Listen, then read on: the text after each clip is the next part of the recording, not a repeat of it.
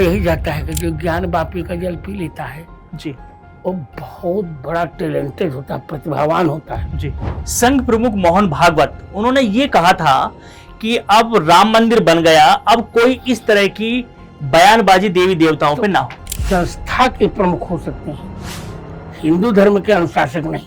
हिंदू धर्म का अनुशासक तो मैं हूँ जी। और जहाँ जहाँ हमारा अधिकार होगा अपने अधिकार के लिए मांग करेंगे और संघर्ष भी करेंगे। आप कितने सहमत हैं हिंदू राष्ट्र के लिए? सहमत हूँ पर समय लगे। देखिए, हिंदू राष्ट्र तब बन सकता है जी। 3/4 सीटें हमारी संसद में हो। मैं अनिरुद्ध आचार्य, एक कथावाचक हैं, उन्होंने ये कहा है कि लड़कियों की शादी 14 वर्ष की अवस्था में कर देनी चाहिए। क्या ये उचित है? ही चाइल्डिश, उसमें बचपना है। बचपना है। जो धर्मांतरित हो गए जी, उनका हम परावर्तन करें, घर वापसी होगी। हाँ जी। विपक्ष, खासतौर से राहुल गांधी, वहां पर ये कह रहे हैं कि गलत तरीके से कुछ माइनॉरिटीज के वोट काटे जा रहे हैं, दलितों के वोट काटे जा रहे हैं। विपक्ष के पास कोई मुद्दा तो रह नहीं गया जी। तो खिसियानी बिल्ली खंभा नोचे कि राहुल भारतीय होते तो सेना पर ऐसी गलत टिप्पणी न करते। आरएसएस की तारीफ की है बहुत ज्यादा, विपक्ष उसको कह रहा है कि गांधी के हत्यारे की तारीफ हुई है। नहीं गलत, कि क्या 17 सितंबर के बाद भी प्रधानमंत्री नरेंद्र मोदी रहेंगे? रहना चाहिए। नमस्कार, एफएम न्यूज में बहुत बहुत स्वागत है आपका। मैं हूं आपके साथ सत्येंद्र भाटी। आज के कार्यक्रम में जो हमारे मेहमान हैं वो सनातन के रक्षक हैं, आज के तुलसी हैं। जी हाँ, मैं बात कर रहा हूं परम पूज्य जगत गुरु गुरुदेव रामभद्र आचार्य जी की। गुरु जी, बहुत बहुत प्रणाम आपको। बहुत बहुत आशीर्वाद। गुरु जी, राम का जिक्र हो और तुलसी पीठाधीश्वर बात करें तो सबसे पहले राम स्वभाव है या प्रभाव? दोनों का मिश्रण, स्वभाव और प्रभाव का सम्मिलित संयोग ही भगवान राम है। रा का अर्थ है राष्ट्र जी, और माँ का अर्थ है मंगल जी। राष्ट्रस्य मंगलम यस्मात् तस्मात् राम इति रयते। जो इस राष्ट्र के मंगल हैं उनका नाम है राम। राम मर्यादा पुरुषोत्तम है, राम अपने आप में सनातन है, धर्म है। लेकिन अगर मैं ये कहूं कि धर्म और अधर्म में ये फर्क करना हो कि क्या धर्म है क्या अधर्म है, तो कैसे समझेंगे उसको? बस राम रावण चरित्र को देखकर। धर्म और अधर्म में वही अंतर है जो राम रावण में है।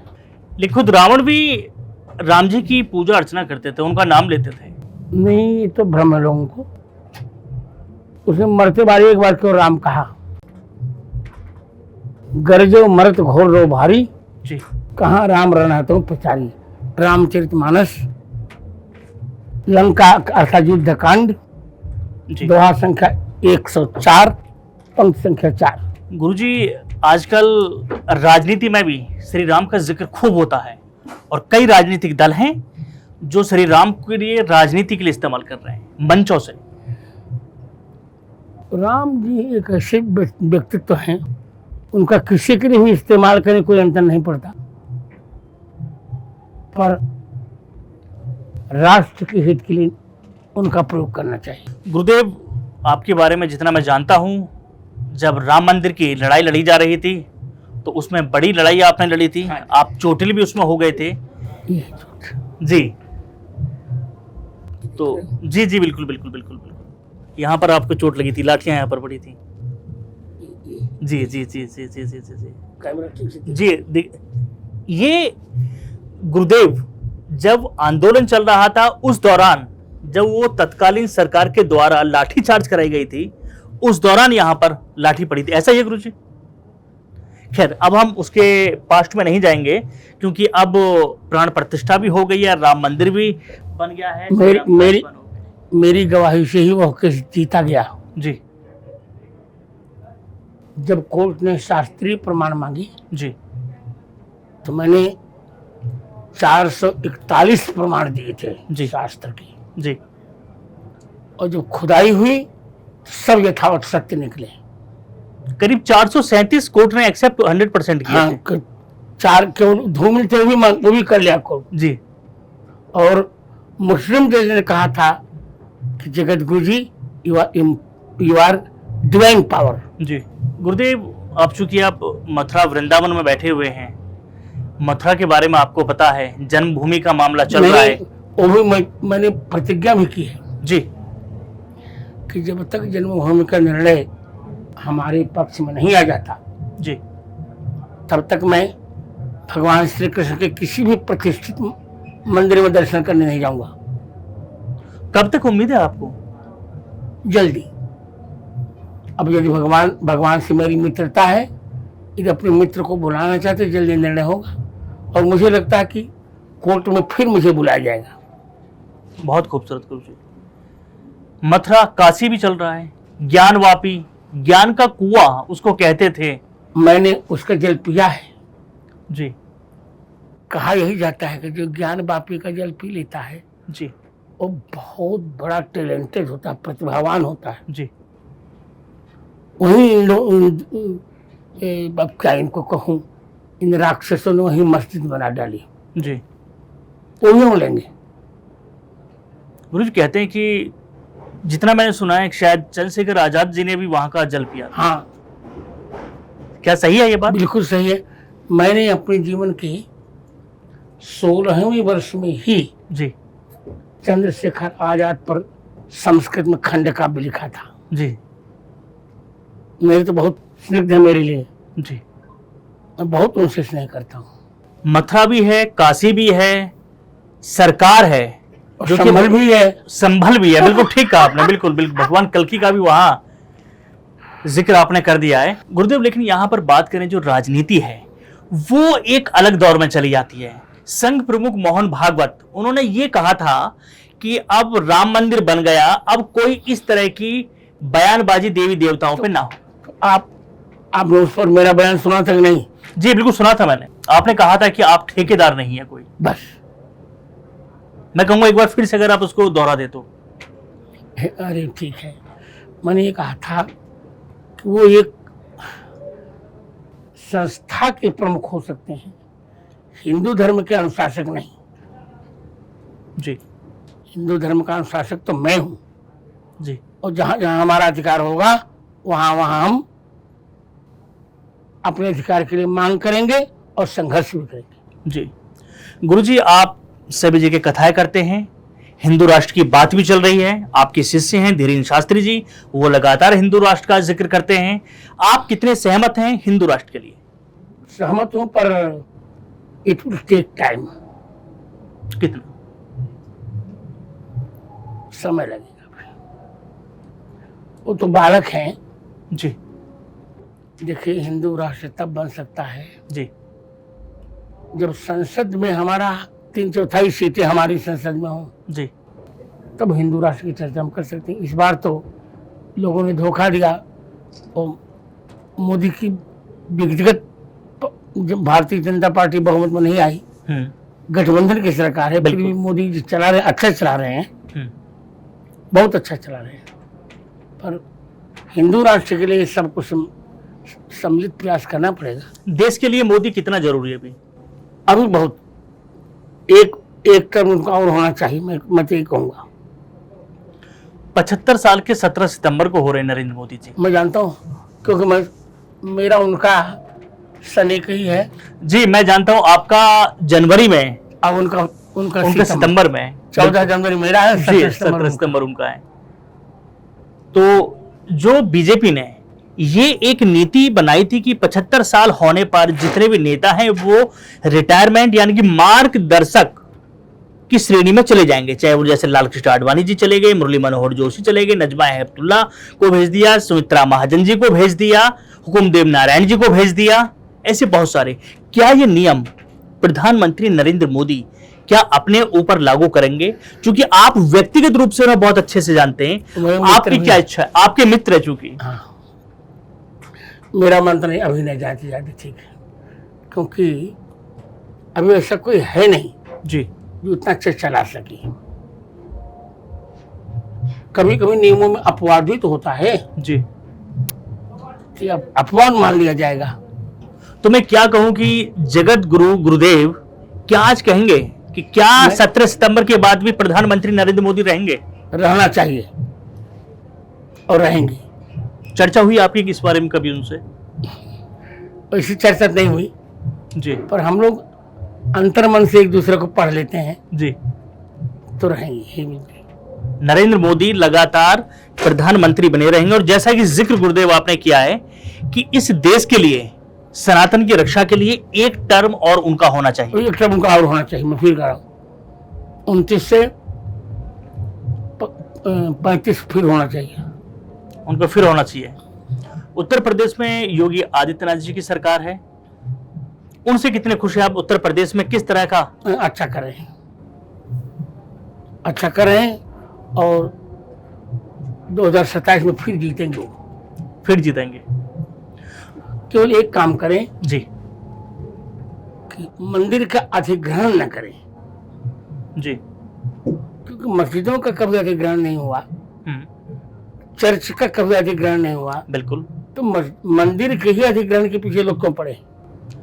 गुरुजी वाकई बड़ा सवाल आपने उठा दिया है, क्योंकि जितने भी हिंदुस्तान में मंदिर हैं वो सब के सब सरकार के अधीन चले जाते जा रहे हैं। अगर किसी को मंदिर में 20 लाख रुपए का भी काम कराना है तो सरकार से पहले उसकी परमिशन लेनी होगी। ये नियम ना तो किसी चर्च के ऊपर लागू है, ना ही किसी मदरसे। मैं यही कहने जा रहा हूँ जी। मंदिर का अधिग्रहण ठीक नहीं है। कॉरिडोर बनाए हैं बिहारी जी का, जी पर मैं अधिग्रहण के पक्ष में नहीं हूँ। जी मैं उनसे कहूंगा ऐसी गलती मत करो। जी। गुरुदेव एक और मेरे मन में सवाल है कि आप चूंकि हर जगह कथा करते हैं, सनातन की बात करते हैं, हिंदू राष्ट्र की आप बात करते हैं, देवी देवताओं की बात करते हैं, लेकिन एक ऐसा क्षेत्र जहां पर काफी तादाद में हमारे मंदिर बने हुए हैं, मैं साउथ की जिक्र कर रहा हूं खास तौर से, लेकिन साउथ के जो नेता हैं वो सनातन पर लगातार टिप्पणी कर रहे हैं। तमिलनाडु में स्टालिन की बात कर रहा हूं मैं। उनका आपने उनके विरुद्ध मेरा बयान सुन लिया होगा। मैंने क्या कहा था? बहुत कठोर कहा था। बता दीजिए एक बार। मैंने कहा था कि सनातन धर्म का विरोध करने वाला दंडित होता ही है और यह लड़का भी दंडित होगा।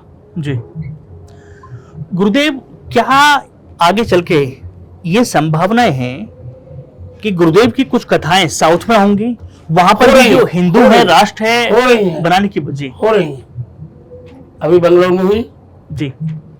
और आपको जानकर अभी तो 16 मई को आपने देखा होगा, मुझे शिक्षा जगत का सर्वोच्च पुरस्कार मुझे मिला जी, ज्ञानपीठ। जी। अब तक के वामपंथियों में ही जाता था, पहली बार किसी संस्कृतज्ञ को मिला। मैंने उस दिन कहा भी था उस समिति के अध्यक्षा को, प्रतिभा राय उड़ीसा की हैं, मैंने कहा था प्रतिभा जी, आपने एक पुस्तक लिखकर ज्ञानपीठ पाया जी, और मैंने अब तक 250 से अधिक पुस्तकें लिखी हैं जी।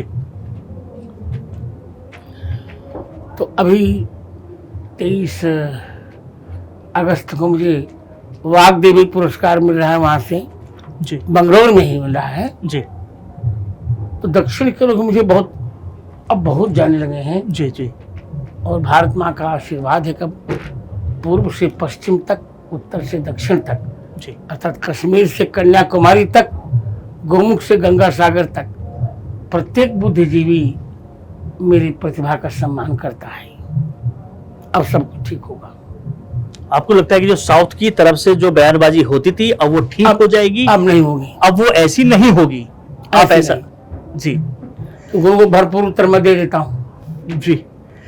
गुरुदेव, आजकल कुछ कथावाचक हैं जो खास तौर से महिलाओं को लेकर कुछ टिप्पणियां कर रहे हैं, उनके चरित्र को लेकर सवाल कर रहे हैं। मैं अनिरुद्ध आचार्य एक कथावाचक हैं जो वृंदावन से ही हैं, उन्होंने ये कहा है, इसमें 2-3 सवाल हैं कि लड़कियों की शादी 14 वर्ष की अवस्था में कर देनी चाहिए, क्या ये उचित है? नहीं, बालक है वो। देखिए, जो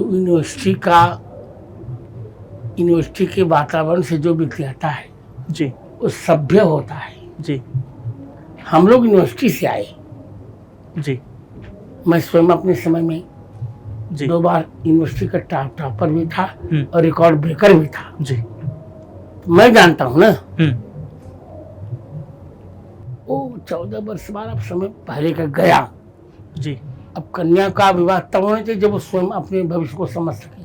हाँ, हिंदू कन्याओं को लव जिहाद के चक्कर में नहीं पड़ना चाहिए, ये यहाँ तक ठीक है।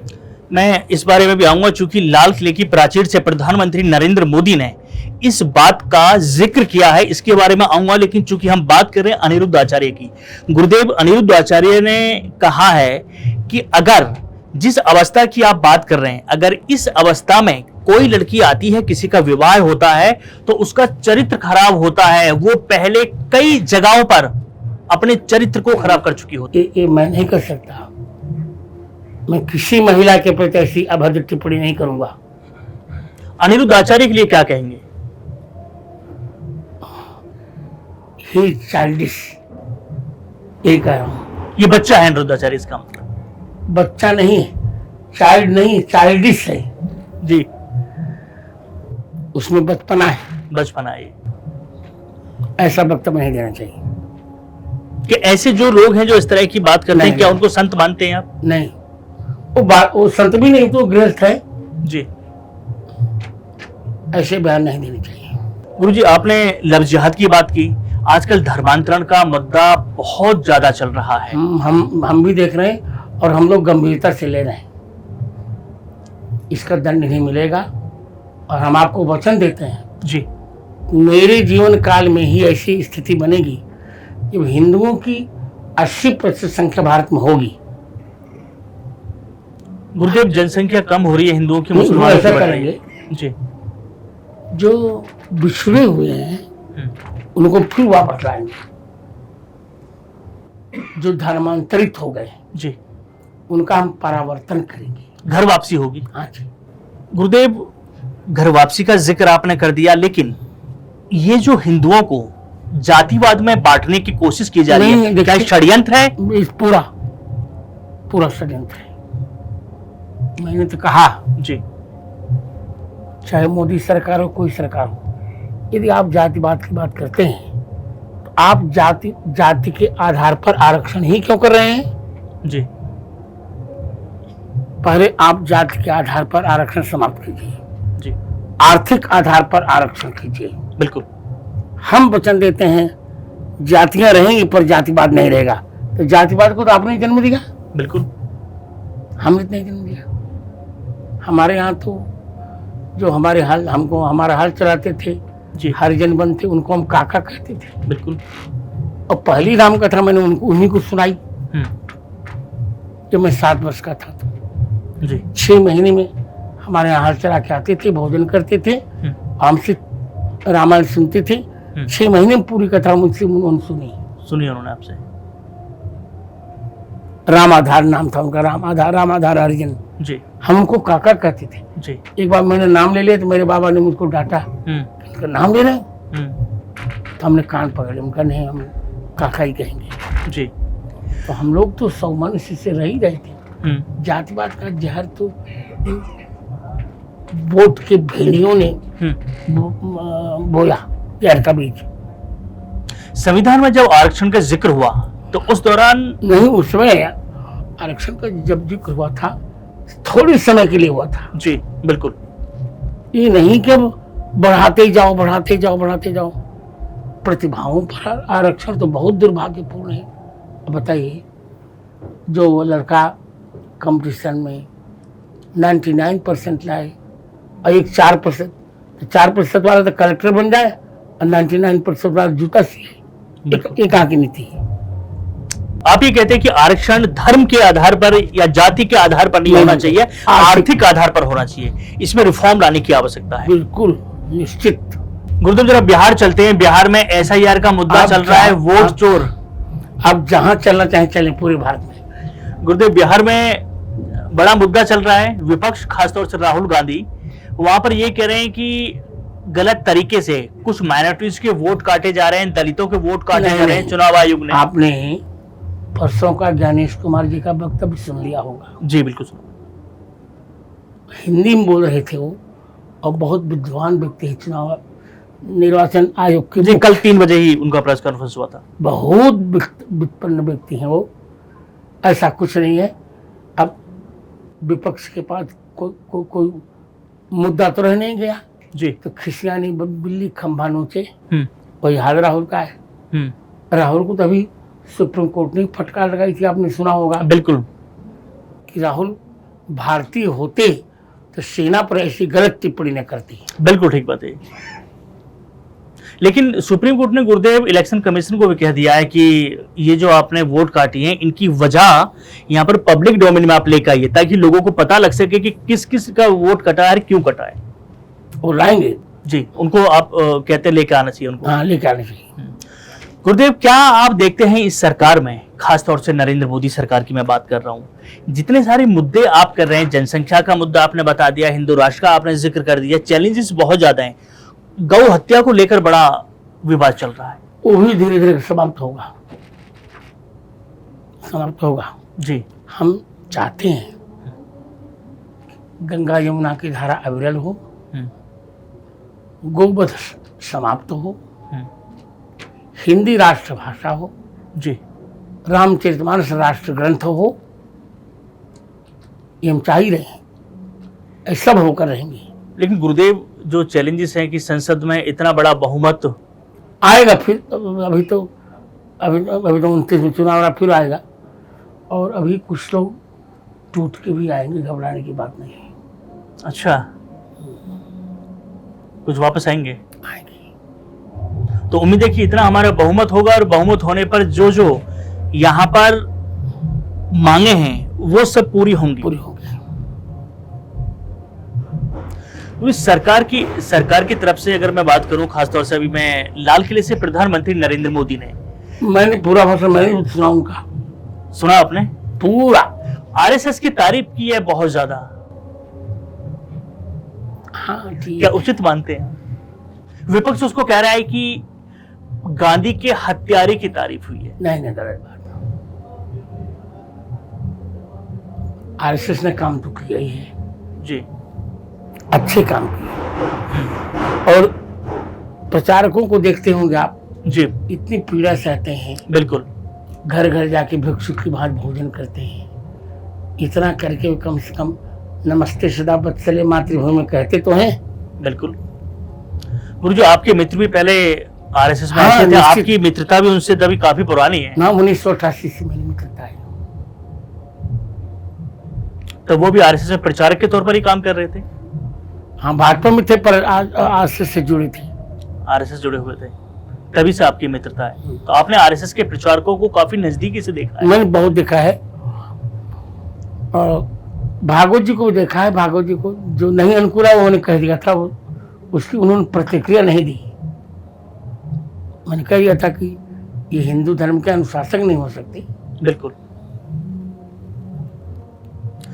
मेरा स्वभाव रहा है जी, जो सत्य है उसे मैं कहता ही हूँ, जी, या कोई भी। जी, मैं किसी का न तो पक्षपात करता हूँ, न किसी से मेरा कोई लगाव है। जी, लगाव है राम जी से और सनातन धर्म से। गुरुदेव, जब राम मंदिर की प्राण प्रतिष्ठा हुई थी उस दौरान काफी लोगों ने सवाल उठाए थे, यहाँ तक कि शंकराचार्य भी सामने आ गए थे कि ये अधूरी प्राण प्रतिष्ठा है। इनको ज्ञान ही नहीं थी कि अब मैं क्या करूं। बिल्कुल ठीक हुआ था, अधूरी नहीं हुई थी जी। रामलला का गर्भगृह का, हमें रामलला की प्राण प्रतिष्ठा करनी थी जी, उनका मंदिर बन गया था जी। कैसे थोड़ा हुआ, अधूरा हुआ। मकर संक्रांति थी, 23 जनवरी, बहुत सुंदर, पूरे योग नक्षत्र आज सब अनुकूल थी। क्या मानते कुछ हमारे संत, बड़े संत, क्या वो राजनीति से प्रेरित होकर इस तरह की बयानबाजी देते हैं? वो संत हो ही नहीं सकती। अब जैसे अभी मुक्तेश्वरानंद को संत माने तो क्या, पहली बात तो अभी भी वो वैद्य शंकराचार्य नहीं है। जो बड़ा संत होगा वो इस प्रकार बचकाना बयान नहीं दे सकता।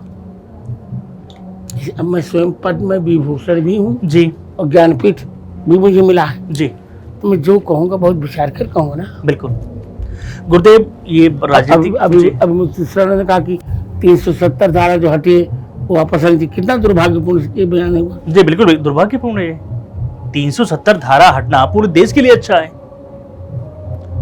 गुरुदेव, ऑपरेशन सिंदूर की चर्चा खूब चली है, आपने तो खुद देखा है, लेकिन कुछ लोगों ने सवाल भी उस पर उठाए, क्या कहेंगे हम लोग? बहुत दुर्भाग्यपूर्ण है, सवाल नहीं उठाने चाहिए। ऑपरेशन सिंदूर बहुत सुविचारित हुआ जी और ट्रंप की बात जो कही, ट्रंप से मोदी की बात ही नहीं हुई 22 जून से 22 मई से जी 22 जून तक बात उनकी नहीं हुई कभी फोन पर। वो तो पाकिस्तान ने कह दिया कि अब बंद किया जाए, अब हम नहीं सहन कर पा रहे हैं, तो हम लोगों ने सहानुभूति से बंद किया। जी सिंधु जल का समझौता हम नहीं अभी बिल्कुल बिल्कुल उसको नहीं कंटिन्यू नहीं किया है। नहीं किया। और मोदी जी ने लाल किले से कहा है कि खून और पानी एक साथ नहीं बह सकता। गुरुदेव, राजनीति की बात होगी, जाति की बात होगी, भगवान श्री राम के बारे में आपसे बात कर लेता हूं, क्योंकि मेरी नज़र में कोई और नहीं है कि जिन्होंने भगवान श्री राम को महसूस किया हो। आज के तुलसीदास मैं आप ही को मान सकता हूं, तो कैसी प्रतिमा देखी आपने, क्या एहसास किया?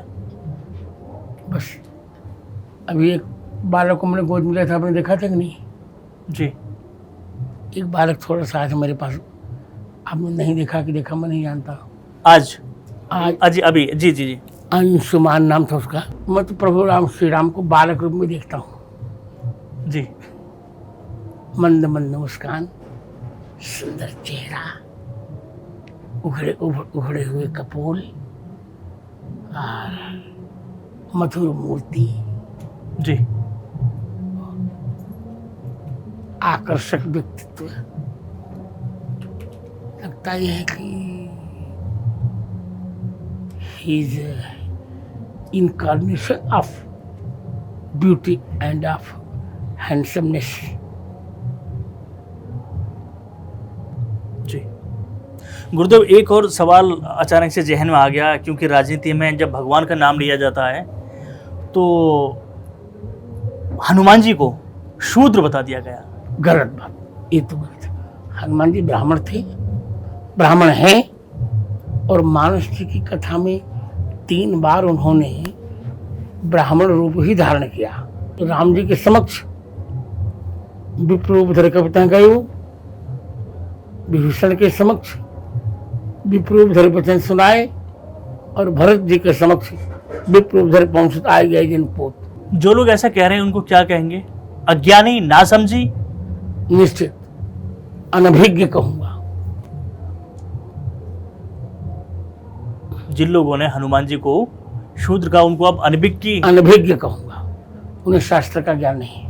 फिर बहुत बहुत धन्यवाद गुरुदेव, आपने बड़ी बेबाकी से सभी सवालों के खुलकर जवाब दिए। और ये कुछ सवाल ऐसे हैं कि जिनका मैंने जिक्र किया है, जिनको सत्ता और विपक्ष के नेताओं ने सीधे तौर पर कहा है, लेकिन उनका जवाब गुरुदेव जी ने दे दिया है। फिलहाल के लिए बस इतना ही। नमस्कार।